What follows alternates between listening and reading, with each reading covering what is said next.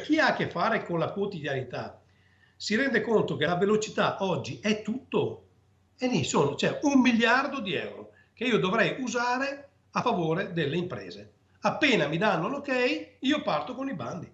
Le risorse sono quelle di derivazione comunitaria traghettate dalle regioni e sarebbero anche ingenti, ma proprio da Bruxelles deve arrivare l'ok definitivo per il loro utilizzo. Per questo l'assessore regionale allo sviluppo economico Roberto Marcato preme sull'acceleratore. Le burocrazie europee, nazionali, dovrebbero rendersi conto che ci sono periodi in cui ti puoi prendere il tuo tempo, altri periodi in cui non hai questa facoltà. Con l'inflazione che sfiora il 12%, le bollette shock, non c'è un minuto da perdere, la strategia di sostegno è approntata. Saranno bandi che riguarderanno l'energia, che riguarderanno l'acquisto di materiali, le ristrutturazioni aziendali, saranno bandi fatti come li ho fatti negli anni scorsi. Ovviamente si cercherà di tener conto il più possibile dei temi di oggi. Non saranno bandi a click day, precisa Marcato, con una priorità, figlia dei tempi. Cercherò di dare una mano a chi